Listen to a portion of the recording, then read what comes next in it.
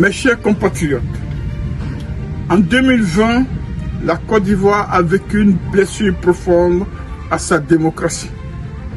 Un troisième mandat inconstitutionnel a été imposé dans la douleur, la controverse et le sang.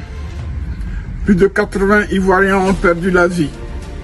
Des centaines ont été blessés. Tout cela pour permettre à un homme pourtant non éligible de se maintenir au pouvoir en usant de tous les leviers de l'appareil d'État. Ce fut une violation grave de notre Constitution. Aujourd'hui, à seulement 3 mois du dépôt des candidatures pour l'élection présidentielle d'octobre 2025, les mêmes pratiques refont surface. Par des moyens détournés, le pouvoir en place tente d'éliminer de la course 4 principales figures de l'opposition, à savoir M. Charles Blé Goudé, M. Laurent Gbagbo, M. Guillaume Soro, M. Tidjane Thiam. Ce sont là des manigances visibles de tous, orchestrées par le même homme qui a déjà porté atteinte à la République. La Côte d'Ivoire a 65 ans, mais continue toujours sa crise d'adolescence. Ça suffit. La Côte d'Ivoire a tant souffert, beaucoup trop souffert. Nous devons changer de paradigme. Nous devons changer nos manières de penser, parce que les enjeux devant nous sont énormes. Une nouvelle institution qui stabilise durablement notre nation doit être mise en place. Je veux parler de l'État fédéral de groupement de territoire. Chaque jeune né dans ce pays, quelles que soient ses origines, sa religion, son milieu social, est un don du ciel, donc sacré. Il ne doit pas être privé d'opportunités. Il doit avoir une chance de compétition face à tout autre enfant du reste du monde. Je veux parler du savoir, des formations, de la maîtrise et des technologies, de la recherche et du développement, de ces grands mécanismes qui feront de notre Made in Côte d'Ivoire une véritable référence, outil indispensable qui permettra d'offrir à chaque jeune de cette nation un emploi digne.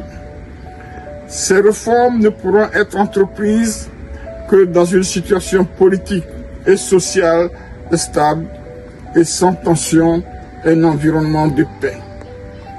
Par conséquent, en tant que candidat déclaré à la présidentielle de 2025, j'implore le président Alassane Ouattara. Il est temps de faire un acte fort pour la paix et la réconciliation. Monsieur le Président de la République, à ce niveau de mon intervention, je m'adresse à vous personnellement et avec gravité.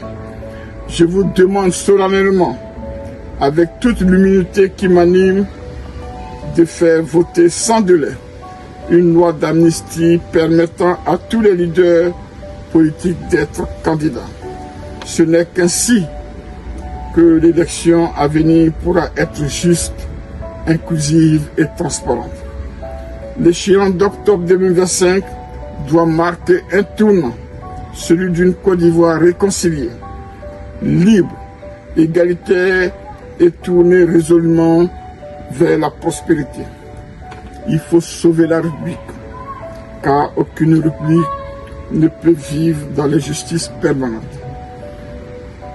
Dans cet esprit, à compter du dimanche 15 juin 2025, j'engage une longue marche solitaire à partir de la frontière centre-ouest de la Côte d'Ivoire.